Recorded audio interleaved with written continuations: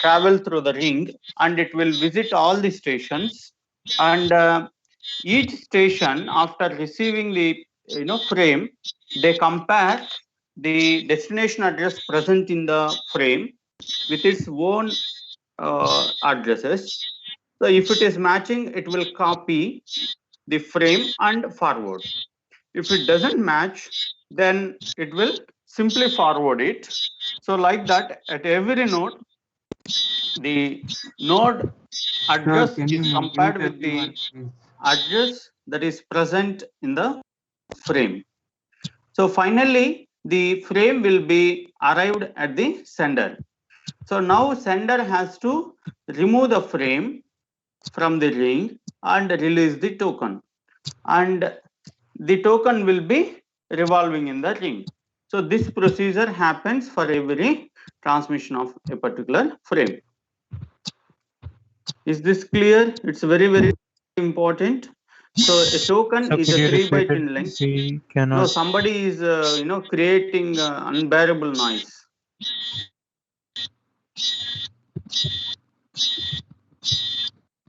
Continuously I am requesting you people, but you are still creating lot of noise. So can you mute everyone? That again I should do. Oh my god.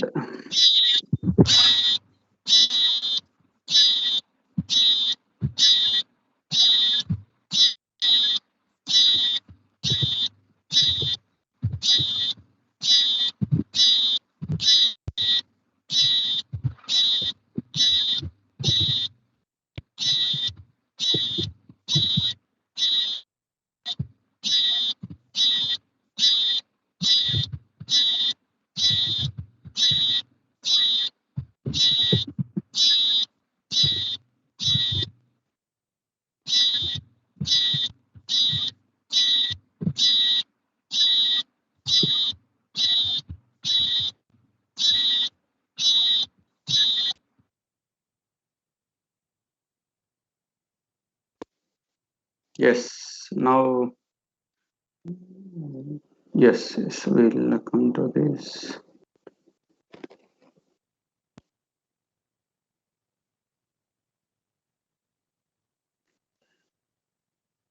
Yeah. So this token will be served based on the round robin fashion. That means first node will access the token. So round robin fashion works when all the nodes want to transmit their frames. Then node one will seize the token first, and it will transmit its frame. So after the frame transmission, the token will be released, so that the second node will access the token and it will transmit. So like that, it happens in a cycle manner. So I'll repeat the concept of token ring once again. A token is a 3 byte in length, which is a small frame which is continuously revolving in the ring.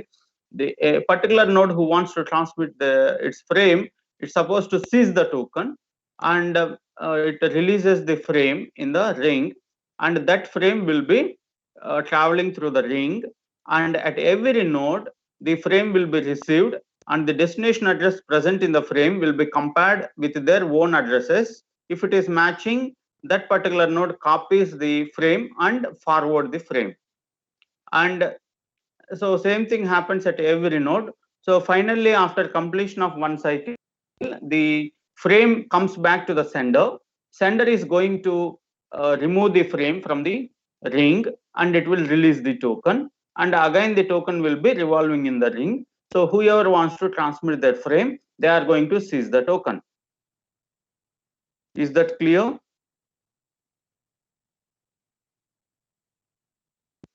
So do you think any collisions in this concept? Is there any chances of collision of the frames?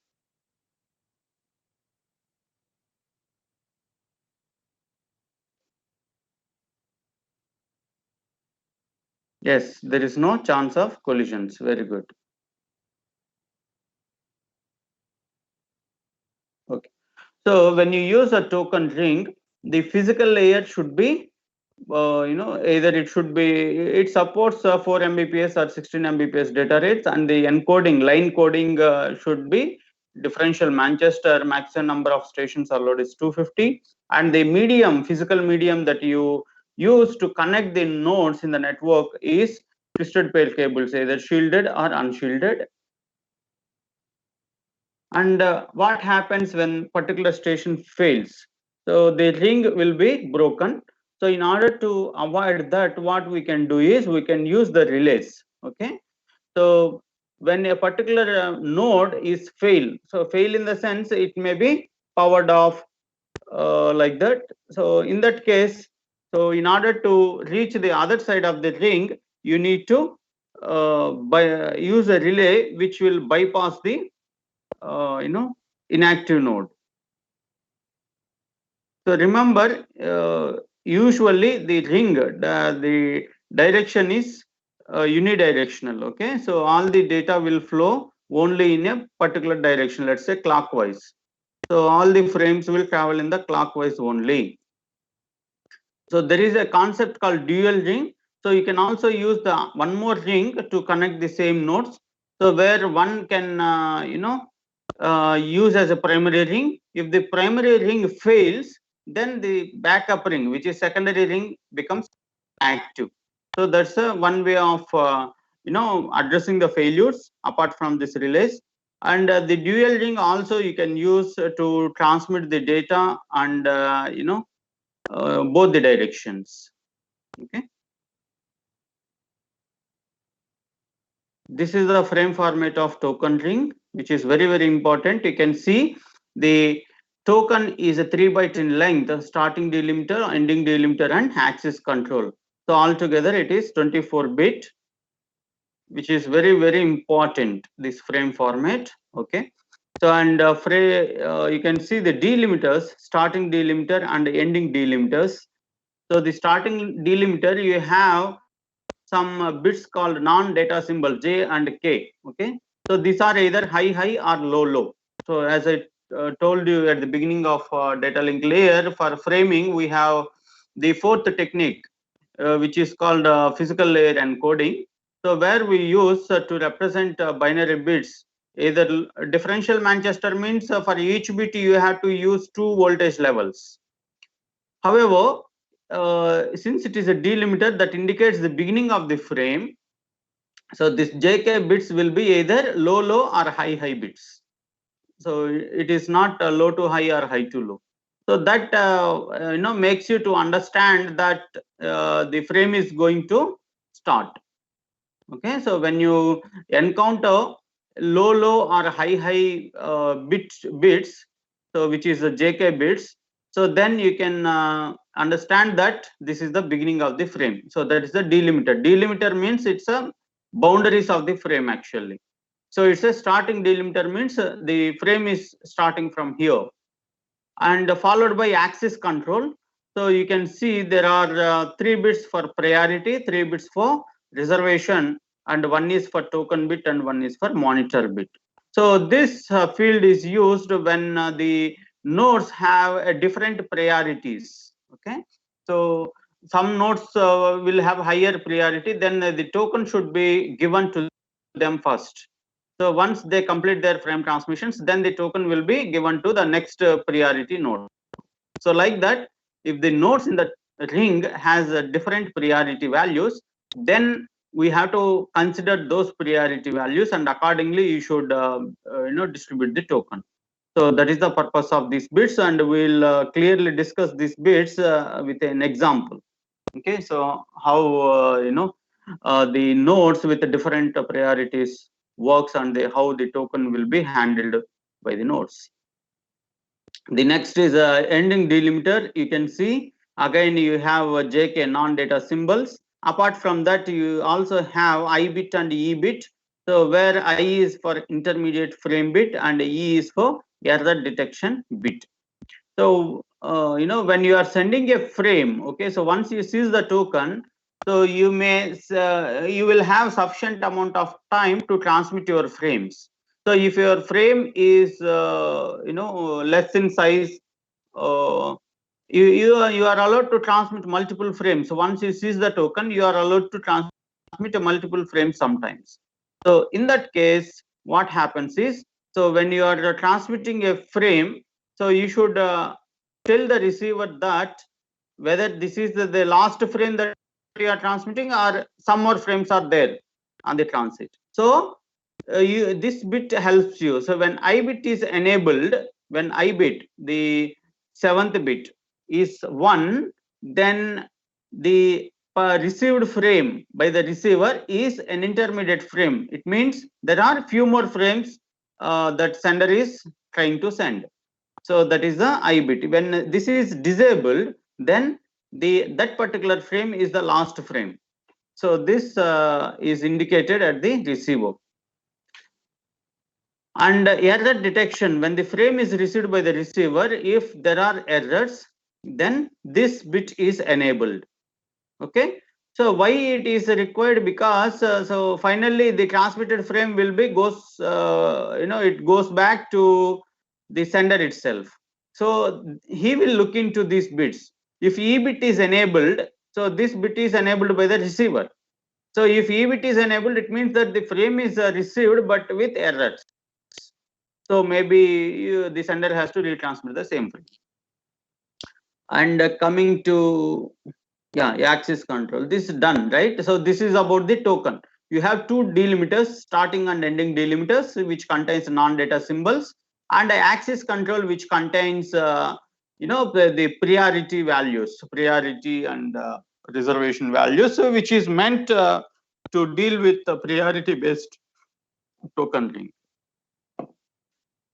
So you can see this token fields in the data frame. Can you see this? See this data frame. When I seize the token, it means what? It means that the token fields will be combined with the data frame. So that's the meaning of seizing the token. So now I am transmitting my data frame. It means that I have seized the token. So seizing the token means I am combining this token fields with my data frame. So the starting delimiter you can see as a part of data frame again. Access control is again a part of data frame, and ending delimiter is also a part of data frame. So seizing the token means token you are keeping along with your data frame and you are transmitting it. So all the nodes will receive this entire data frame, and they keep the reservation value. They can reserve the token for the next attempt. Okay, so you can see the access control field, so where you have reservation bits, 3 bits. So this, once this data frame is received by a particular node and that node has a data to transmit, then maybe it is expecting in the next turn. So what it will do is it will enable the reservation bits, okay, with the priority value of that particular node. Okay, then frame control field. So frame control is again 8 bit, out of which the last 6 bits are used for control bits, and the first 2 bits indicates the kind of control frame. So there are multiple control frames, so we can have at most 4 types. So once you say that what is the type of control frame, and accordingly these control bits are utilized. Then destination and source addresses, the MAC address is either 2 byte or 6 byte in length. So we generally go for 6 byte, 48 bit in length. We will see the format also. MAC address, of course, you know this. The format of the physical address or MAC address, which is 6 byte in length. That is the destination and source addresses. And information, this is the payload that comes from the higher layer. And frame check sequence, this is the CRC value, which is 32-bit value, 4 byte, and ending delimiter, that we have done it. And frame status, you can see, so A and C bits. A is address recognized bit and C is a frame copied bit, and the remaining 4 bits are undefined. So when a particular frame that you have transmitted is traveling through the ring, and every node compares their own address with the destination address present in the frame. This is what it happens. And finally, the sender. So if the sender is comparing the addresses, if the address is matched, then a bit is enabled. Okay, address recognized bit.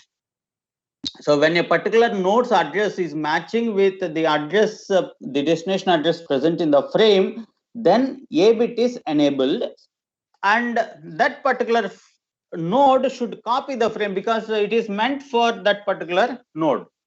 So when the destination address present in the frame is matched with address of a particular node, it means that it is the destination. So the destination is supposed to copy the frame. So when it copies the frame, then the C bit is enabled. So there are chances that address is recognized, but it is not going to copy the frame. Sometimes it happens, and sometimes there is no address recognition also. So can someone tell when it may happen? See, sender has sent a frame to a particular node, let's say X. Okay, so and the X is a part of the token ring, but after traveling the complete cycle, the frame came back to the sender, and the sender looks at A bits and it is disabled. It's a 0 only. That means that the receiver did not recognize this frame. When it may happen? Can someone answer through chat box?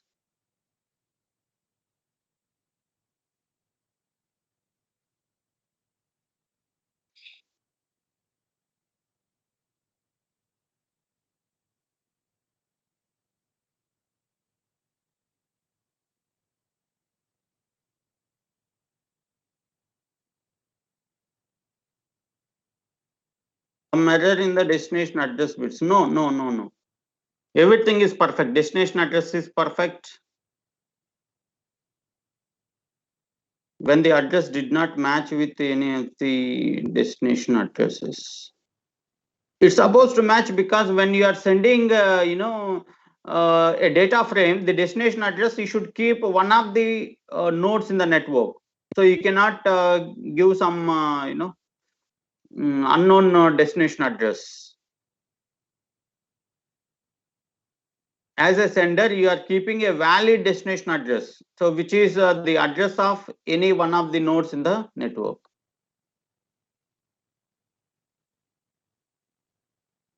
But still a bit is not enabled.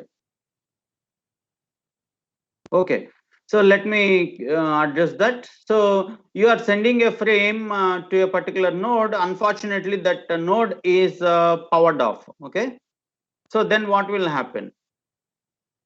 It cannot recognize your data frame, right? So when that node is powered off, so that is one of the cases where the address is not recognized. Obviously, when address is not recognized, there is no point of looking at C bits, because that is will be disabled again, because the frame is not copied. So that's about the token frame format and the data frame format of IEEE 802.5. If you have any queries related to this, can you please raise quickly, because it's a very important concept. If you have any queries, yes, Pranav, please raise the question through chat box.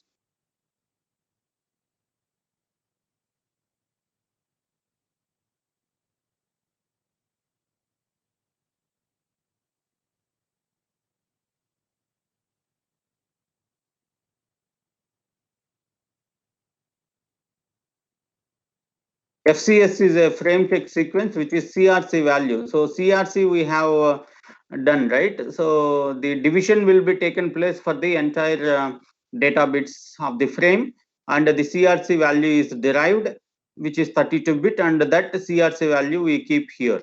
That is called frame check sequence.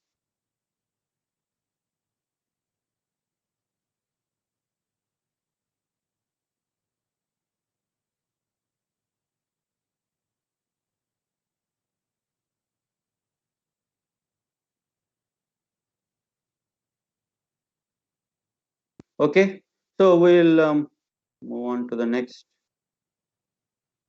Yes, this is another representation which I have used to represent the frame format. Otherwise, it's same. So let me quickly go through the priority based token ring. So here what we are trying to do is, so we will take an example. Okay, so we'll take an example. Yeah, so as I said, if the I bit is enabled, we can transmit more frames. So do we have to fill the reservation bits as well? Yeah, reservation bits you are not going to fill. The nodes in the ring will be they are going to fill the reservation bits, and now we will discuss that. Okay, so we will discuss in detail about what is this reservation and priority bits, all that stuff. So in order to understand that priority based things, so let us assume there are 5 nodes in the token ring, which has a different priority values. So A has a priority value of 1, and B and D has 2, and C and E has a 3. So C and E has a highest priority, and A is having lowest priority. So in this case, as is, yes, do we have to fill the reservation bits? Well, yeah, so that's what I'm telling Pranav. So I'm going to address your doubt by explaining this example, so probably you can understand in a better way. So the priorities for the nodes are given like this. Now how the token will be handled? So let us assume that let's assume that A has already seized the token. Okay, so assume that A has already seized the token, and the A has transmitted the frame. Of course, when it seizes the token, it is going to transmit the data frame. So in the data frame, you know that there are token fields also, correct? So in the data frame, you have token fields also. So plus, let me recollect to the data frame once again. I'll show the data frame. So you can see here, here when the node A transmits the data frame after seizing the token, it means that in the data frame you have token frame fields also. So especially we want this access control field, so which is of 8-bit, out of which the first 3 bits will be priority values, and the last 3 bits will be reservation bits. So this is what you have to focus now. So how these priority bits and the reservation bits are going to be updated. So now we are starting from node A, so which has a least priority, and the priority value is 1. So you can represent 1 in 3-bit as 001, and the reservation bits is 0. Okay, so it is initialized to 0, and priority bits, the first 3 bits will be 001, which is the priority value of the node which has seized the token, and R bits, the last 3 bits of access control is all zeros, which is initialized to zeros now. So now what happens is, when the frame released by A, first it will reach the node B. So node B is going to assume that here all the nodes have data to frames to transmit. Okay, so that is the assumption. All the nodes in the ring have a data frame to transmit. So in that case, everybody wants to seize the token, but here priority matters. So now our reservation bits are all at zeros. Now what B is going to do is, B is going to replace that reservation value with its priority value, which is 2. So B has 2 value, right? So all 3 zeros of reservation field will be updated to 010. And that so what is the idea behind this replacing the reservation value field with the priority of B? Because B wants to seize the token in the next turn, so that's why it is going to reserve. So it is going to reserve by keeping its priority value. So now the data frame will be moved to C. After B, it will obviously it will touch the node C, and node C is going to update the reservation field, because the reservation field contains 010 now, which is a priority value of B. But C has a highest priority, means it's having a higher priority than B. So now C has a right to update it. So what C is going to do? C is going to replace 0, 1, 0 with 0, 1, 1 because 3 is the priority value for C. So C replaces 2 by with its own priority value, which is 3. So then it will be passed to D. So D has a priority value 2, which is a lower value. So D cannot touch it. D cannot replace it. Okay, because D is not a VIP compared to C. That is what you can understand. And C also doesn't do anything because there is no point, because C has already kept its priority value, even though E has the same priority value, but there is no point of replacing it because it's the same value end of the day. So 0, 1, 1 is a value, priority value of C. Even E also has the same value, so E cannot do anything. So now what will happen? The reservation bits are now, what is that? 0, 1, 1, which is 3. So now the frame has completed its one cycle, one rotation, and it comes back to the sender, which is node A. Node A has released the frame, right? So it has to remove the frame, based on success reception at the receiving end. And after removing the data frame, it has to release the token. So now the token has a reservation value of how much? 3. So it has a reservation value of 3. So that value will be moved on to priority value, and the reservation becomes all zeros. Got it? So now the priority value will be 3.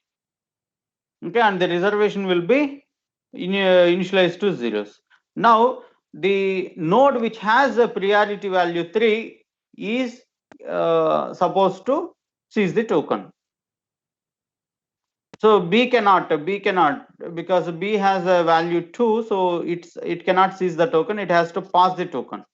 So and whoever has priority value 3, so they can seize the token. Finally the chance will go to node C.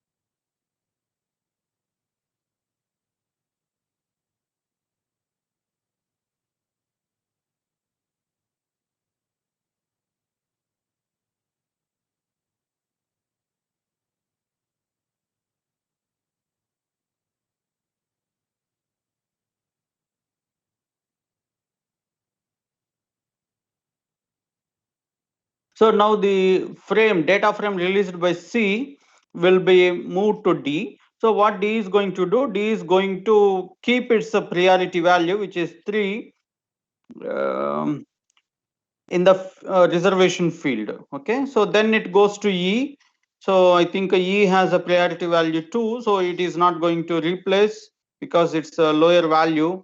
And finally it goes to A, and A also is not going to, yes, so D has 2, so it is not going to replace it. So E is going to D is going to replace all zeros with 2 value. So if D is having priority 2, so D is going to keep its priority value because the reservation bits are initialized to zeros when C is transmitting the data frame.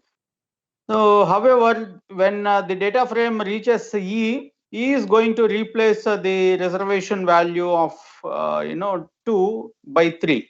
So E is going to update it. Then it goes to A. So A is not going to disturb the orbits because it has a lower value, which is 1, priority value is 1. And B has a 2, so it is not going to disturb. So finally it comes to C. So C is going to release the token after removing the data frame from the ring. So now what happens? These orbits will be moved on to priority bits. So now who will get the turn? So E will get the turn because E has the highest priority, correct? So that's how it works. So once D and E, who has the highest priority, okay, so once they complete their data frames, then the next priority nodes will get a chance. So is that fine? Is this procedure is fair enough?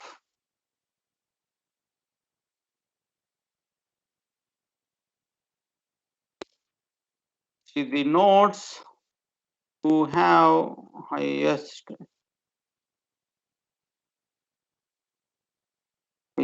priority, okay,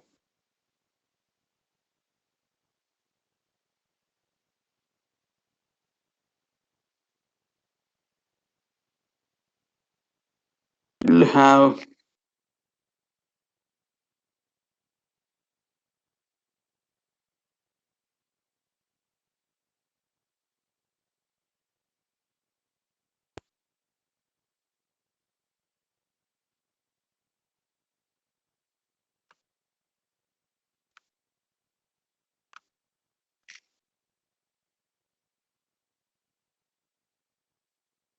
yes. So I myself I don't agree with this procedure.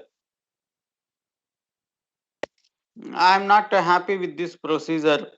So can someone agree with me? So is there anyone who agrees with my opinion?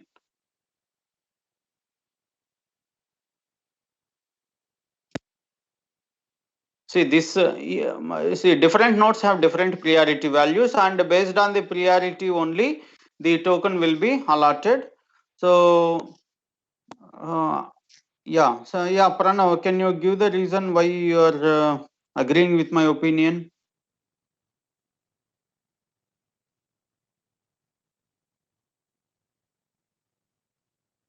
Okay, so the thing is that always the nodes with the highest priority only play the token among themselves. So in this example, the nodes. So I think C and E always get, yes, exactly, Pranav, you are right.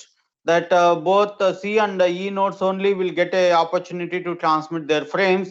So other nodes should, they are forced to wait till this C and E completes their data transmissions. So if C and D has enough data transmissions, then the other nodes will not get a chance. So it is not a fair distribution of the token among the nodes. Okay, so that's the point here.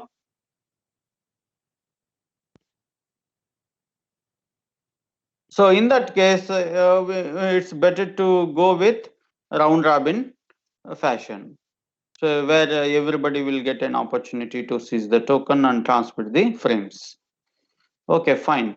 So that is about the concept of a token ring and with priority C1. So now there are chances. There are chances that you know the token is missing. Okay, so here in the token ring, there are issues like how long you can hold the token. Once you get a token to seize, how long you can hold the token. Okay, that is also defined, which is called token holding time. So you are not allowed to continuously seize the token. So token holding time defines the amount of time that you can hold the token once you seize. And yeah, so A and C bits will help you for reliable transmissions, right? So A is enabled only when the receiver recognizes the data frame, and when it copies the frame, then C bit also helps you. The frame is copied by the receiver. So by looking at A and C bits at the sender, he will realize that whether the frame is successfully received by the receiver or not. Yeah, ring latency will define it. So token rotation time. So that is it measures the time that has elapsed since the station last received token. So that means once you release the token, how long you should wait to get the next chance. Okay. So and the token holding time. So the number of nodes in the network who are active, active in the sense who have data to transmit, so then holding time will be higher. So here try to understand between active monitor and standby monitor. There are two monitors. What exactly monitor is? Monitor is the node which look after the ring. So why a ring should be looked after by someone? Because there are different issues in the ring. Okay, so there is a chance that ring gets failed. There is a chance that token is missing. Okay, so there is a chance that some duplication frames are rotating. So in order to resolve all these issues, there should be some node which should act as a monitor. Okay, so who will be who will be taking this responsibility is, so it is decided by election. So the election procedure or contention process, monitor contention process. So what are the eligibility criteria to become a monitor, and when exactly this monitor takes some actions? So there are issues like loss of a signal in the ring is detected, in the sense nothing is there. So usually what should happen in the normal conditions, so the 24-bit token should continuously revolving in the ring. So if the token is not present, then there is no signal in the ring at all. Okay, so no signal that is present in the ring. So in that case, monitor should come into picture and try to resolve the issue. And an active station is not detected by other stations. So the active monitor is became inactive, so it became powered off or something like that. Then so the other node should initiate the process of becoming a monitor. And when a timer on an end of station expires, that station has not seen a token for the past 7 seconds, a particular node, if it doesn't seize the token for 7 seconds, then you can understand that there is something that happened with the token, so we need to regenerate the token, something like that. So that will be taken care by the monitor. In all these cases, the monitor is essential. So if no monitor is present, then you have to go for a contention process to elect the monitor. So what is the job of the monitor? So first thing is make sure that all the nodes in the ring should be synchronized. So that means they are working at the same clock rate. And make sure that there is only one token that is revolving in the ring. There are chances that multiple tokens. So will can someone tell how multiple tokens will be moving in the ring? Is there any such chances? I'll give quick example for this, how multiple tokens will be erased in the ring. See, where being a node, let's say node A has seized the token to transmit the data frame. So what happens? Uh, it has seized the token and it has transmitted the data frame. And after completing one cycle, the same data frame comes back to A. So now what A is supposed to do? A is supposed to remove the data frame and release the token. So unfortunately, what happens is after arriving the same data frame at node A, right? It is about to release the token, but unfortunately, the power is off at the node A. Now the token is present with node A only. So after 7 seconds, no other nodes can able to see the token. So obviously, monitor will regenerate the token. Okay, so it will regenerate the token and that token will be a fresh token will be revolving. Now A became active and since it has seized the token previously, now it is going to release its token. So now what happens? There are two tokens which are revolving in the ring. So that should not happen, and this active monitor will make sure that such situations won't occur, or it will resolve that issue and regenerate the vanished token. So if you are unable to see the token for a token rotation time, then you have to regenerate. That is, active monitor is going to do that and removes circulating orphan frames. So what is this orphan frame? Orphan frame is that when a particular node, let's say A, is transmitted the data frame after seizing the token, and that data frame is continuously touching all the nodes, and finally it comes back to A. So by that time, after releasing this data frame, A became dead. So dead in the sense it's a powered off. So now what happens to this data frame? Who has to remove this frame from the token? I mean token ring. A is supposed to do that because it is the one who has transmitted. So it is the one who's supposed to remove the data frame and release the token. But that became powered off. So now that frame will be continuously revolving in the ring. So that is called orphan frame. So monitor should detect this kind of orphan frames and they have to remove these orphan frames from the ring and also detect the broken ring. If the link is failed in in the token ring, then you have to detect and try to resolve it. Maybe you can use relays to bypass that broken ring, or if the breaking point is in between the nodes, then you have to use the secondary ring. You have to activate the secondary ring. So that is by the monitor only. And the designated monitor. So this is who supposed to become a monitor. That's the thing. So there is a procedure. The first thing is that if you want to become a monitor in the ring, make sure that you are active all the time. So that is called a healthy monitor. So healthy monitor means there should not be any frequent inactive states. So it's simple to understand when you are electing a class representative in the class. So the first thing you should mind is whether that particular student is regular to the classes, right? So if he is himself he is irregular, so there is no guarantee that he will take care of the class in a proper way. So same way here. So healthy monitor means it should be active all the time in the ring. Okay, so such a healthy monitor announces that I am going to become a monitor. Okay.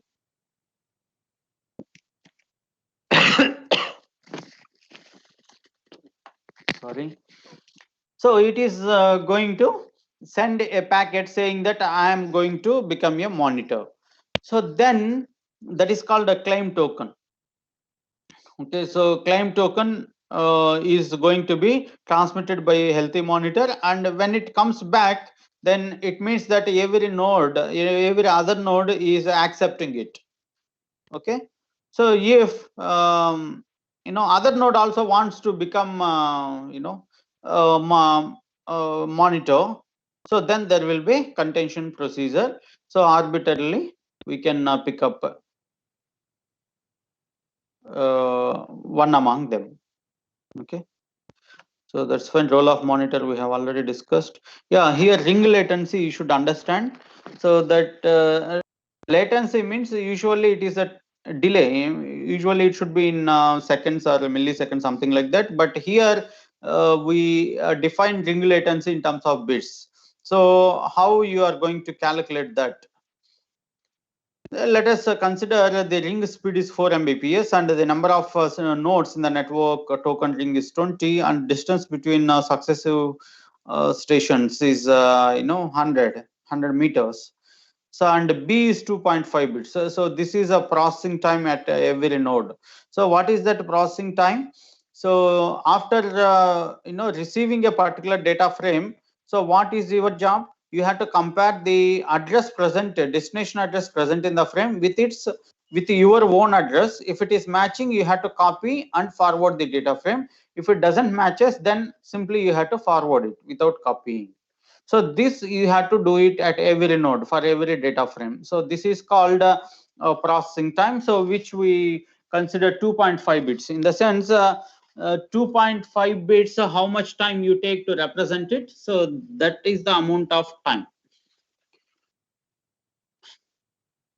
So now let's define the ring latency, which is 20, which is number of nodes into distance, which is 100 meters, and 4 Mbps, right? Ring speed over, since it is a cable, so 2 into 10 power 8 meters per second, plus 20 into processing time at every node, so which is 2.5 bits. So this altogether it's a 90 bits. So 90 bits is your ring latency. So same way you can also calculate for a ring speed of 16 megabits per second with 80 nodes. So you can calculate, so which is 840 bits. So now let you understand what do you mean by these two things. So in the first case, you can see 90 bits is your ring latency, and the second case is ring latency is 840 bits. So how exactly it looks like? Okay, so let you understand. This is the first case where ring latency is 90 seconds. Sorry, 90 bits actually. It is not seconds, it's a bits. So now let us start with A. So at t equal to 0, node A is starting its frame. Okay. So since the latency of the ring is 90 bits, so the the first bit is going to touch node A at t equal to 90. Okay. So and let us assume that the frame size is 400 bits. Frame size is 400 bits. So now the latency is 90 bits and the frame size is 400 bits. The first bit of the frame comes back to A at end of 90th bit, that is t equal to 90. So the first bit is coming. So and what about the last bit? So the last bit will be 90 plus 400, which is 490. So by end of 490, the A has completed its frame transmission. Am I correct? So here what you should understand is that the first bit of the frame will be arriving at the sender, right? So before the frame completion, frame transmission is yet to complete, but still the first bit is arriving at node A. Why it is happening? It is happening because the latency in the ring is very less. That is about the low latency concept. Low latency ring means that when you are sending a data frame, the first bit will arrive first at the sender before you complete your frame transmission. Whereas high latency ring, so you are going to complete your frame transmission, but you are yet to get the beginning bits. So in other words, the frame will be arrived at the sender after completing the entire frame transmission. So either way.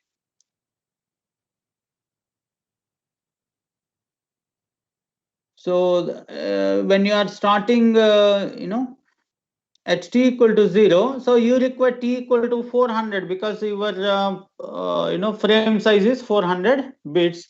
So at t equal to 400, you are trying to complete your frame transmission. But the frame is traveling all the way because the latency is very high, right? And at since the latency is 840, so at 840 you can expect the first bit of the frame plus 400, so that gives 1240. That gives the end of the frame. That means the entire frame you can receive back. So that is about the understanding of low latency and high latency concepts. Is there any doubt in this? It's very, very important. So low latency means the frame doesn't take much time to comes back to the sender. High latency means it takes more time.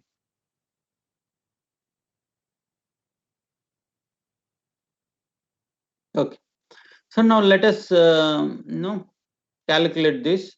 Consider 200 meters ring with 4 Mbps token ring contains 20 stations, each transmitting with equal priority. Suppose no station is allowed to transmit more than 5,000 bytes before it gives up giving up the token. Once the station gives up, how long it should wait in the worst case? Worst case means everybody is having a frame to transmit. So for this for that station to get the token again, assume that 200 meters per microsecond is the signal speed. So this is not essential to give because it's implied. So when the token ring means you are connecting the nodes with a wire, so the speed of the signal in the wire is 2/3 of velocity of light. So and assume that the processing time at each node is 2.5 bits. Okay, so here the question asked is, once you release the token, how long you should wait to get it back to transmit your next frame, assuming that every node have a frame to transmit. All other nodes also have frames to transmit. So once you release the token, every other nodes will seize the token because it's a round robin fashion with equal priorities. And all remaining 19 nodes, right? Altogether 20 stations are there. So once you release the token, and remaining 19 stations also are going to seize the token and transmit their data. So at most they can transmit 5,000 bytes once they seize the token. So like that, how long you should wait? So that's the question given. So now in order to solve this problem, you should know the detailed functioning of the token ring. So for example, you are node A. So you have already seized the token and transmitted the data frame. That is fine. Now you are going to release the token. So once you release the token, and how long you should wait to get your turn next for next frame transmission? That's the question. So now let us start the story from once you release the token being node A, what happens? See, the token, will reach node B, correct?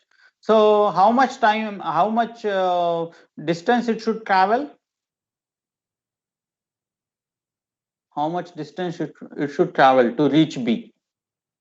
You are node A, you are releasing the token. The token will travel to the next node, which is B. Is it 200 meters? 200 meters is all together. It is not between successive stations. Yes, it is roughly 10 meters. Okay, so token should travel for 10 meters. What is the time? How much time it required to travel that 10 meters? that you need to calculate, right? So to travel for to travel for, so you know that per second it is going to travel for 2 into 10 power 8 meters, correct? So to travel for 10 meters, it requires 0.5 10 power.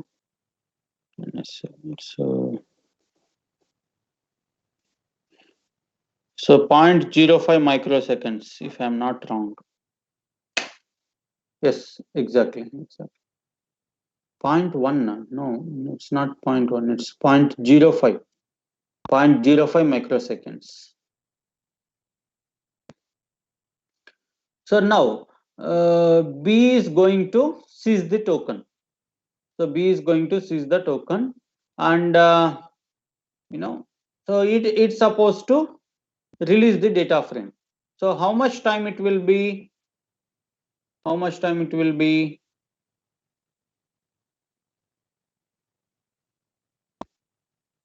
See, when you are seizing the token, so it means that the token also, it's a 24 bit, and each bit is of 250 nanoseconds or 0.25 microseconds. So token itself, 6 microseconds it takes. So when you want to release the token, that means you are going to keep the token bits on the channel. You require 6 microseconds. So actually the story starts from there.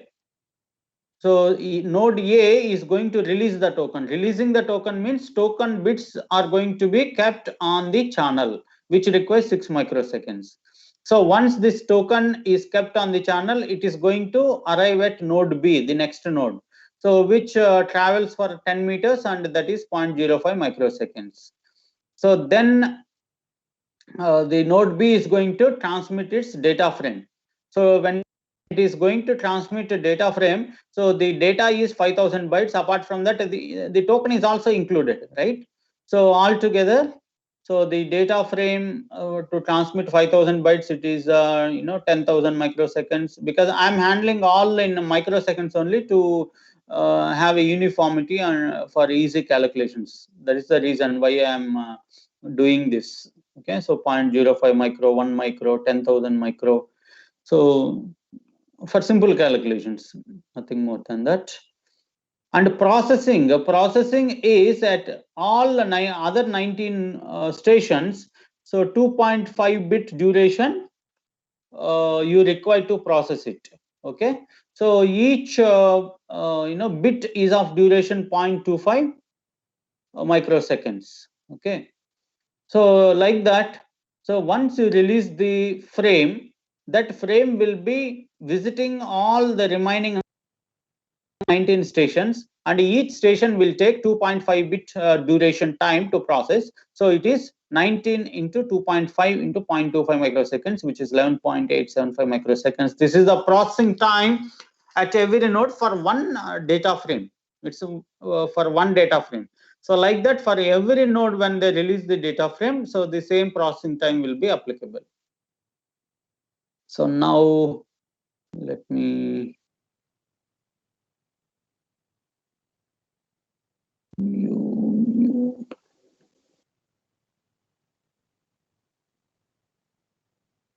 so yes, so here you should clearly understand what is the total time.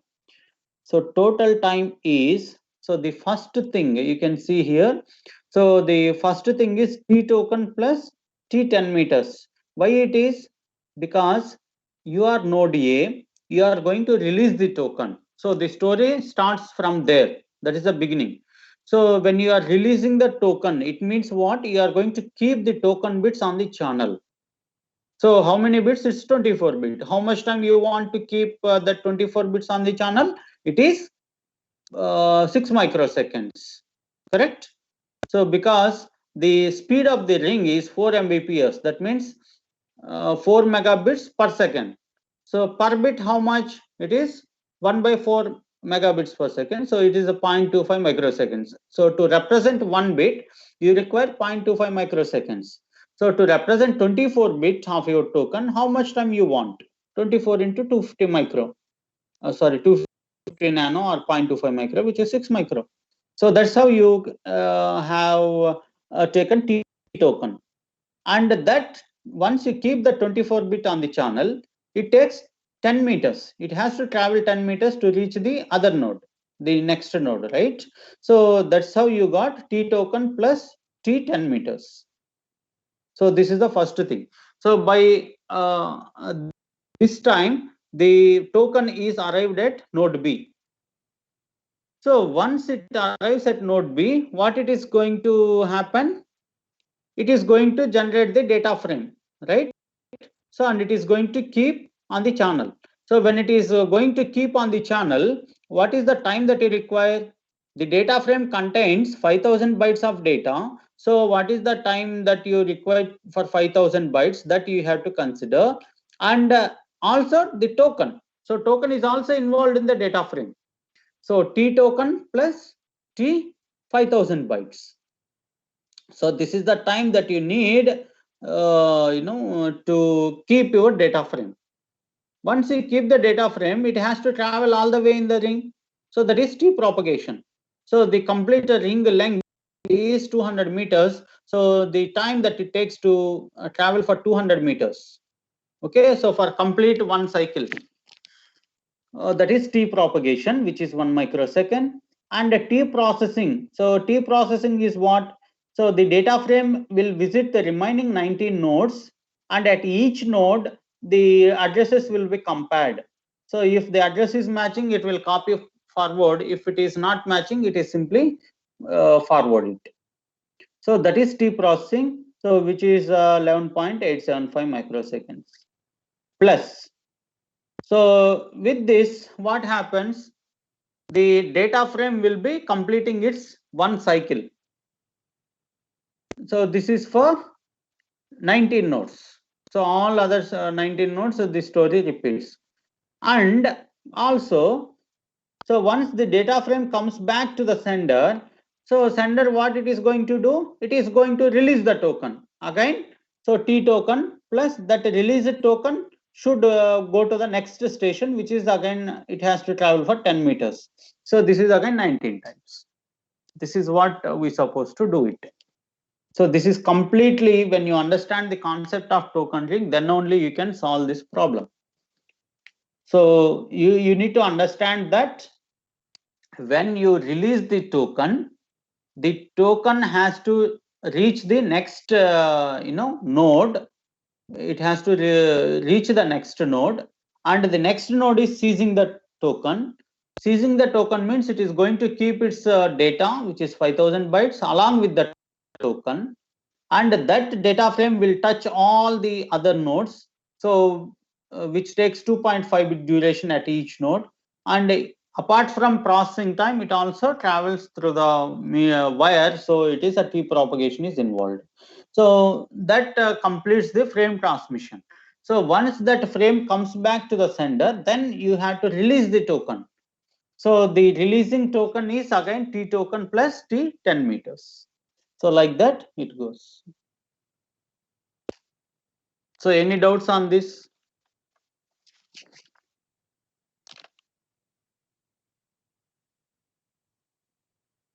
Okay.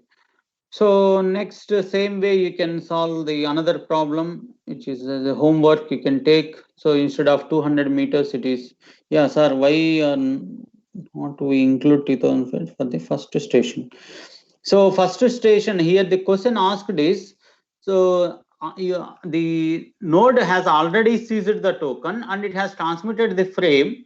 So now the question asked is, once you release the token, how long you should wait for next turn? That is the question. Once a station gives up a token, how long will it take for that station to get a token again? That is the question asked. Okay. So same way, instead of 200 meters, I am giving 1000 meters. Instead of 4 Mbps, 16 Mbps token ring, 20 stations only. The rest of the things are same, except the processing time is 4 bits instead of 2.5 bits. Hope you can do this. Yes, let me skip that. And FDDI, so FDDI is the same as token ring concept. Conceptually, it is same, but here it is a bidirectional. Both the transmission and reception can happen simultaneously. And it is the cable is a fiber cable that you need to understand here. That's a major difference between token ring and FDDI. In the token ring, you have twisted pair cables, whereas in FDDI, it is a fiber optical cables. And you can you can accommodate more number of stations here. And also the length of the ring is very huge, because the losses in the fiber is very less compared to twisted pair cables. The attenuation and losses are very minimal, so that's why we can accommodate more number of stations. You can see up to 500 stations, and up to 200 kilometers you can have it. And the cable is either it can be multi-mode or single mode fiber cables. The line coding is non-return to zero inverse, and the data encoded is 4b by 5b. It means that the 4-bit data is converted into 5-bit. So, and the clock is 125 mega, data rates is 100 mbps, modulation, shift keying, and wavelength is 1300 nanometers. So when you are dealing with fibers, the transmission is in terms of light, so we represent in terms of wavelengths. So this is how it looks like. You can see here. So from the MAC layer, so MAC sub layer, you will get the data bits, and that will be encoded. Data is encoded once, and it is converted into 5-bit, which is represented using NRZ-I, and it will be transmitted through optical transmitter like laser and so on and so forth, and it will be kept on the fiber medium. And at the receiving end, the optical receivers, maybe pin diode, something like that, the optical receiver will receive the content, and it will be converted back into 4 bits and submitted to higher layer. So then format, if you see the frame format of FDDI, so what's the difference that you can find? So most of the content is same except the preamble field. So preamble is of 8-bit in length, which is 64-bit. Okay, so that is only the difference. The rest all are the same as what we have discussed: starting delimiter, ending delimiter, frame control. Okay, so and frame check sequence, which is 4-bit in length, and frame status. So all these are same as the token ring except the preamble. So preamble out of 64-bit. So the first 7-byte is alternate ones and zeros. Okay, so preamble is mainly meant for synchronization purpose. Out of that, all are alternate ones and zeros except the last 2 bits. So that means in the last byte, last 2 bits are continuous 1 1 or 0 0. So which indicates the beginning of the frame. So till that, all are alternate ones and zeros. So nothing it carries. It is just to adjust other nodes. See, synchronization means what? The nodes which are, even though we are asking them to work on the same clock, but you know that there is no two clocks that are present with 100% matching. There is a small deviations. So in order to compensate that deviations, we are providing synchronization with the preamble field. So this 64-bit duration, so that is the time where the nodes can have that synchronization. So which is alternate ones and zeros except the last 2-bit. So the rest of the things are same. Yes.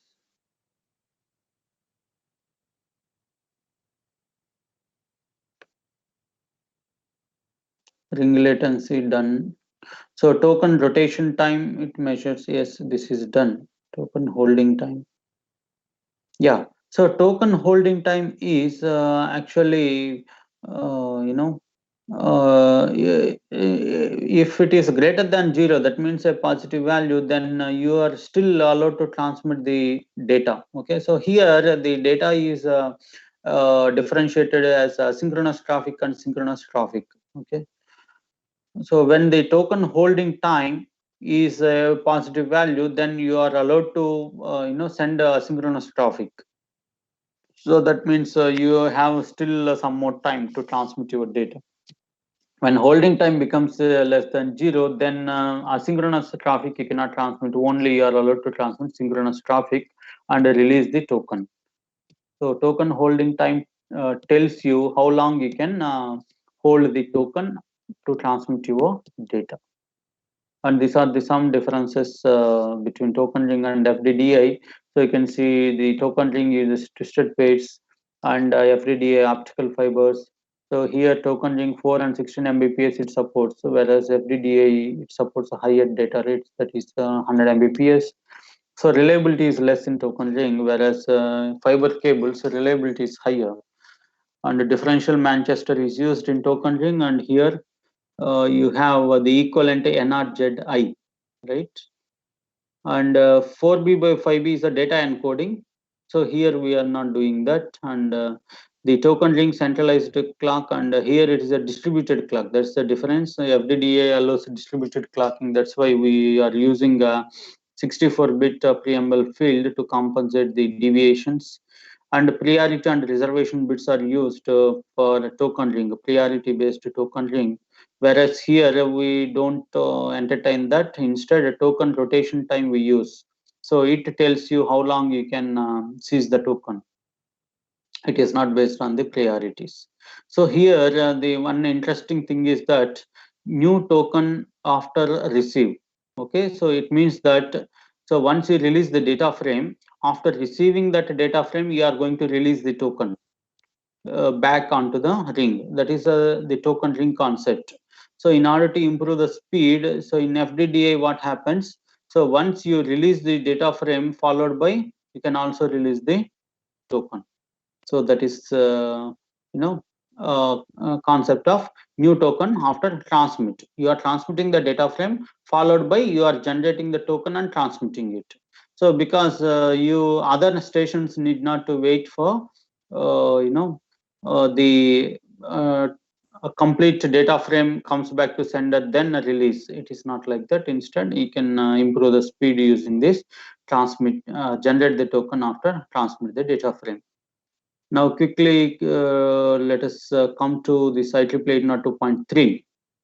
Okay, so you can see here where exactly we are.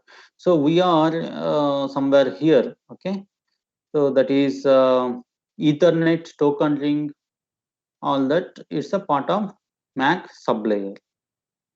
So that is what you should understand. So this Ethernet, this MAC sublayer Ethernet is IEEE 802.3, so which works on CSMA CD concept. So this is the flowchart for CSMA CD, so which we have already discussed. So let me skip that. Yeah, you can see jamming signal, all that persistent strategies. So these are all we have done it. This is a binary exponential backoff. So in CSMA CD we have discussed all this. Yes, done. Yes, persistent. Yeah, this is an example that 10 base T. So 10 base 5. So 10 base 5 in the sense it's a standard Ethernet. So 10 for 10 Mbps base for baseband signal, and 5 for 500 meters cable. So actually I need not to give this 500 meters. So it is implied 10 base 5 means it's a 500 meter cable. How long does it take for a bit to travel from beginning to the end of the network? Okay, so how long it takes, ignoring the propagation delay in the equipment. So you know that it is a 2/3 of velocity of light, the speed of the signal. To travel for 500 meters, it is 500 by 2 into 10 power 8 meters per second. So that's how you can calculate, find the maximum time that it takes for a sender to detect the collisions. So since I'm talking about IEEE 802.3, so it follows CSMA CD, and in CSMA CD, how long the frame size. See the maximum time So how long it takes? It's a twice the t-prop, right? So twice the t-prop. So t-prop is what? 500 meters is the length of the network. So 500 meters, how much time it takes? Double of that is your time that you need to detect the collisions. So in that time, how many bits you can transmit, that is your frame size. So that should be the minimum frame size to detect the collisions. So t frame is equal to twice the t prop. And find the bit length in the medium. So bit length instead of that means 1 bit, how much duration it takes. Okay, so 1 bit, how much length in the medium it takes. That's the meaning of that question. So find the bit length means you can think that it's bit length means it's usually in terms of time duration, but here it is asked that bit length in the medium. So a particular bit takes 20 meters because it's 10 Mbps standard Ethernet, 10 Mbps. So each bit occupies 20 meters length. So that is how you need to calculate. And Ethernet is classified into standard Ethernet, fast and gigabit and 10 gigabit Ethernets. So 10 base 5, which we have discussed in the previous numerical, is standard Ethernet. Okay, so 10 means 10 Mbps, which is standard Ethernet. You also can achieve higher data rates with the fast Ethernet and gigabit and 10 gigabit Ethernet. So these options you can find even when you are conducting the experiment in the Qualnet tool. You can see these options. This is the frame format of Ethernet, where you have preamble, which is again you can see here 8-bit altogether. So this preamble 7 bytes is alternate ones and zeros, and the starting frame delimiter is again alternate ones and zeros except the last 2 bits. Okay, so out of this entire 64 bit, so 62 bits is alternate ones and zeros, and the last 2 bits is continuous ones. So that indicates the beginning of the frame. So again I am telling you this preamble and starting a frame delimiter altogether is for sync purpose only, synchronization. So starting and addresses, source and destination addresses is of 48 bit in length, and the length or type, which is of 2 byte. So the length of the frame is a 2 byte, which is 16 bit. So and followed by data and followed by CRC. So this is a cyclic redundancy check value, which is 32 bit in length. So you need to generate the CRC value for the entire frame. So now if you look into the minimum and maximum payload that you can transmit through the Ethernet frame is 46 byte. Okay, so you can see here minimum payload. That payload means the data that comes from the higher layer. So minimum should be 46 byte. So that is your data. So 46 plus, so the destination and source addresses is 12, and length is 2. So 14 plus 4, 18. So 18 plus 46, which is 64 byte. So that is the minimum size of the Ethernet frame, and maximum payload is 1500 bytes. So 1500 plus 18, right? So that is 1518 bytes is the maximum length of the frame. So these are the boundaries of the frame lengths of IEEE 802.3, and this is the address, MAC address of MAC address or physical address format. You can see it's a 6 byte. Each byte is separated by a colon, and this byte is represented in terms of hex format. So you can see this. This is actually your physical address of your machine. You can see this, and the kind of address. This address can be unicast address or multicast or broadcast addresses. So how you can understand what type of address it is? Unicast means it's a one-to-one. Okay, so you are trying to transmit to a particular node. So that is unicast. Multicast is to a group of people. Broadcast is for all the people in the network. So the last bit of the first byte tells you that. Okay, so the last bit of the first byte, if it is 0, that means it is a unicast address. So if it is 1, it is a multicast address, and the broadcast is all are ones. Okay, it's a special address. So can you see this?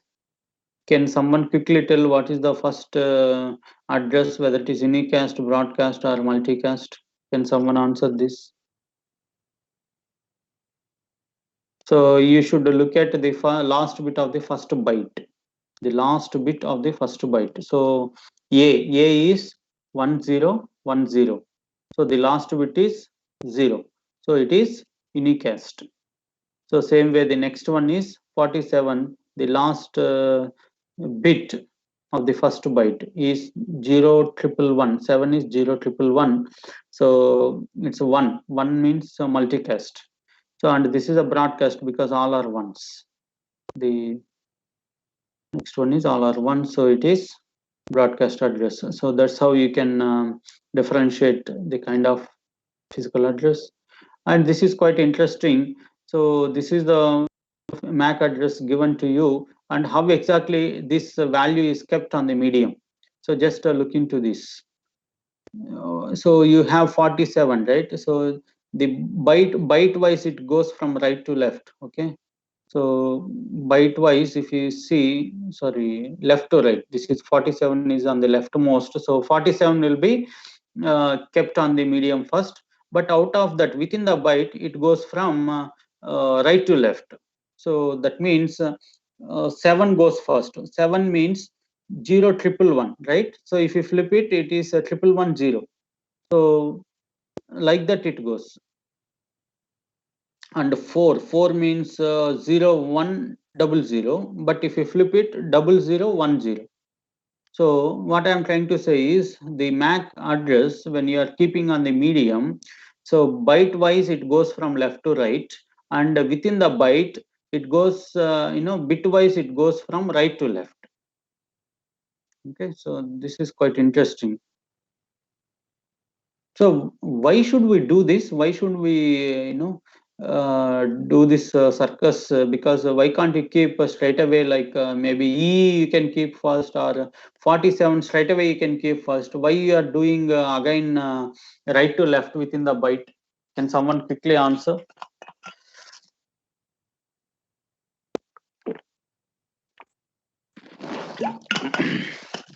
When you are keeping the address from left to right byte wise, why can't you follow the same? Why you are changing the order from right, within the byte? Is there any specific reason? So that we can retain these addresses? No, not exactly.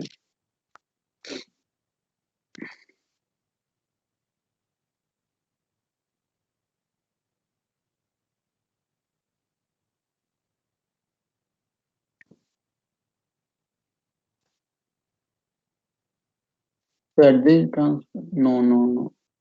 No, what's the point of flipping it? Why don't you transmit just like that? 47 means 4 means 0100, 7 means 0111. Why don't you keep same order? Why you are flipping within the byte? That's the question. See, the answer is simple. When you flip like this, what's happening is the first bit tells you what is the kind of address. So we need not, there is no point of receiving the remaining 7 bits. Okay, it's a waste of your time.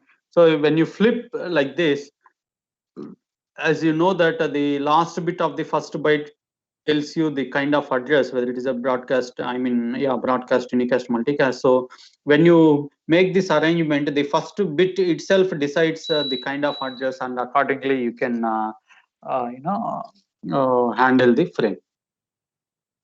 Okay, you need not to waste your time to after receiving 8 bits of the first byte, then you decide what is the kind of address. So if you flip like this, you can first bit itself decides. Okay, so this is again 10 base 5, 10 base 2, and 10 base T, and 10 base F. So this is the kind of notations that we use for standard Ethernet. You can see all are 10 Mbps only. Okay, so base means a baseband signal, 5 means 500 meters, 2 means 200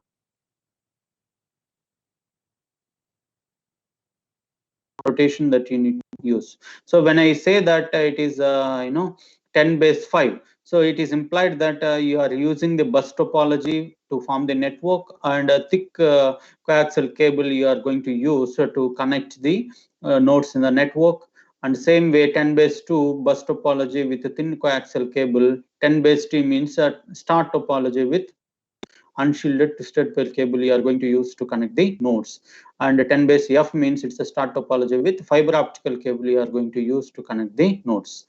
So that's how you can understand that notations. And the Manchester encoding and decoding is used in Ethernet. Differential Manchester was used in token ring, and NRZ-I is used in FDDA. So these are the line coding techniques we use in different standards. So this is how you see the cable that we use, 10 base 5, 10 for 10 megabits per second, which is the speed of the Ethernet, and baseband signal, and 5 means 500 meters. So 500 meters means this the entire cable, since it is follows the bus topology. So the length of the backbone cable is 500 meters, the maximum size.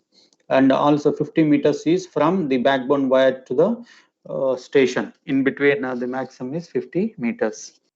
So same way here 10 base 2, so 10 means a 10 megabits per second baseband signal, and 200 meters, actually it's a 185 meters, but rounded off to 200. So that means the length of the cable, the actual length of the cable is 185 meters. And 10 base T, it is a star topology. You can see the central element is a hub, and it is connected with the twisted pair cables. So unshielded twisted pair cables you can see here.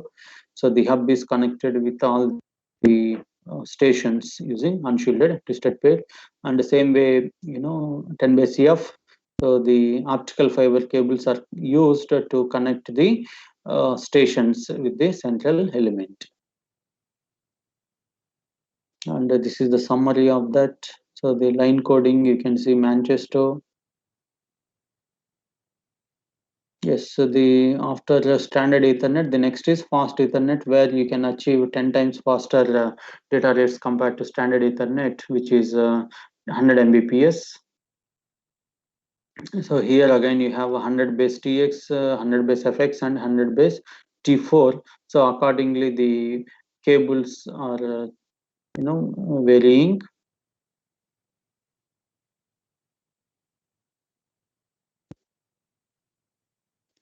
So, and you can see the maximum length and the number of wires, the kind of cable. This is a black coding which is used for data encoding, and this is a line coding.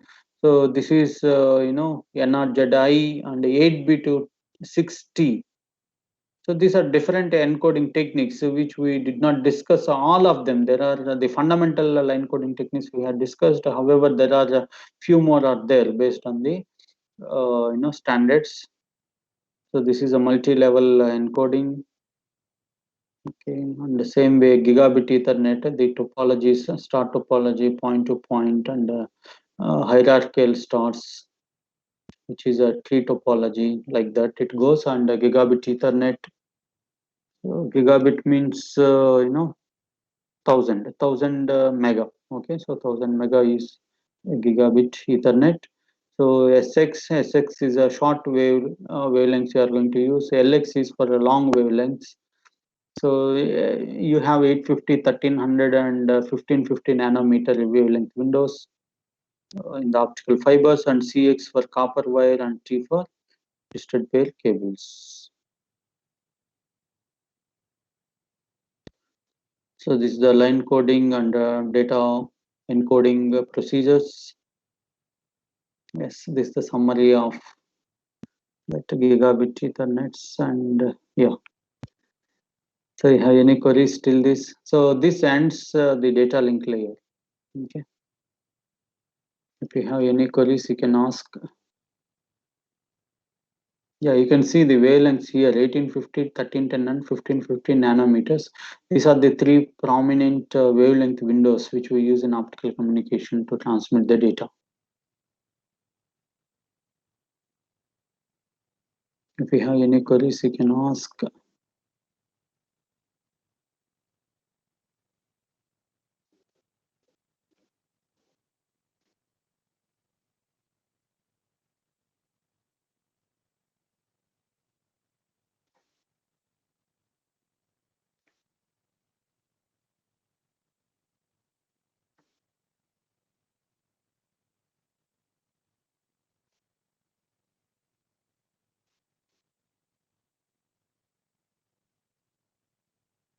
No doubts. Okay, thank you.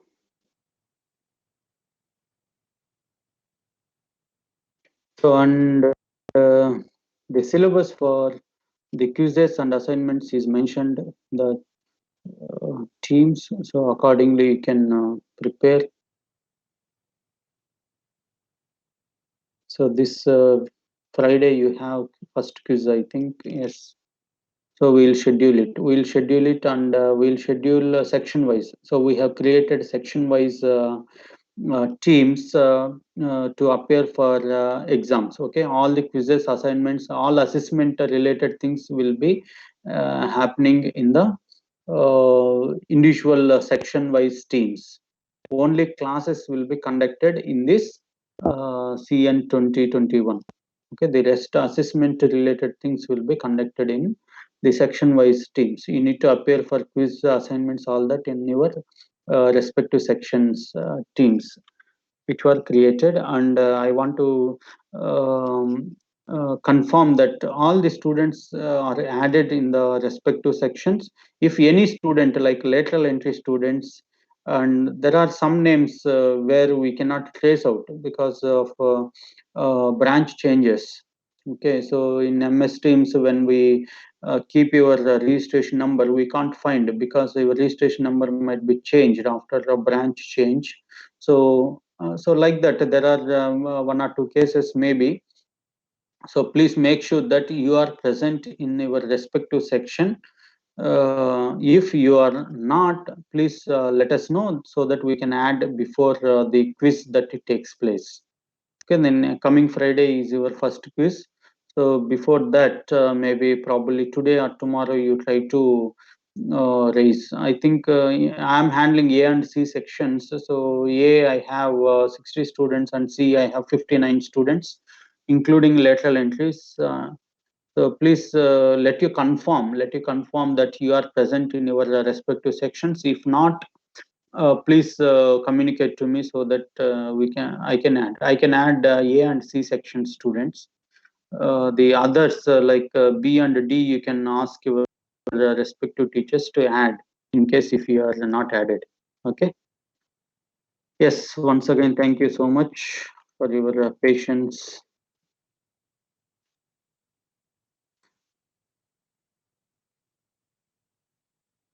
So yes, that's done.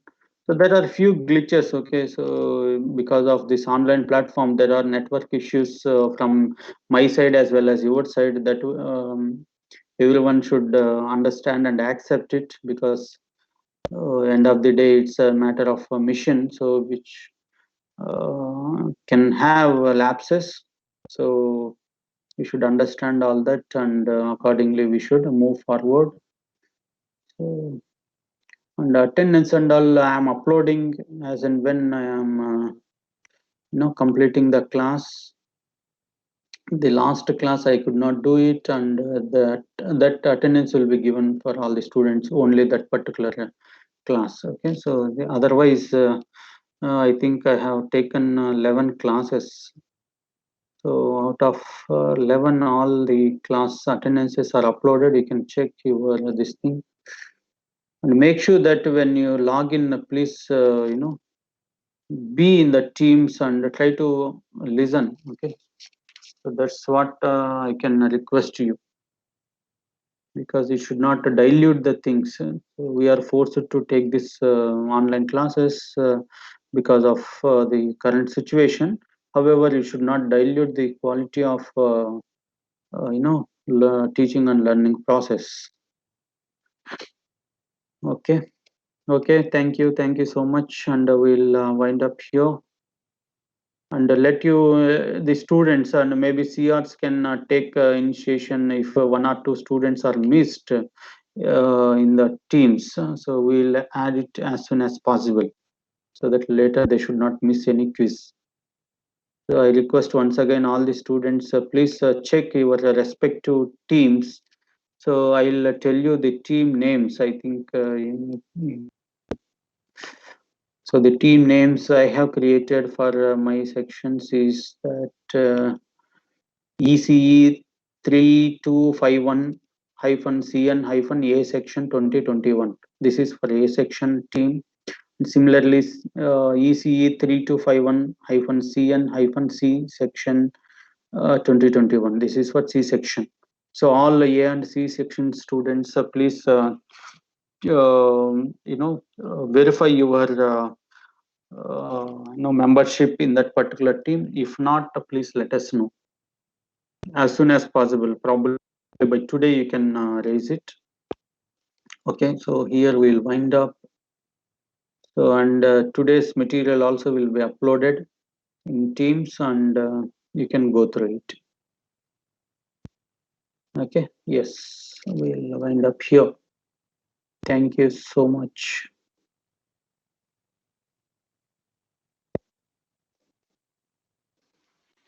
Yes, this ends my part. So from Friday, maybe other faculty will take over and start with the network layer. Okay, thank you.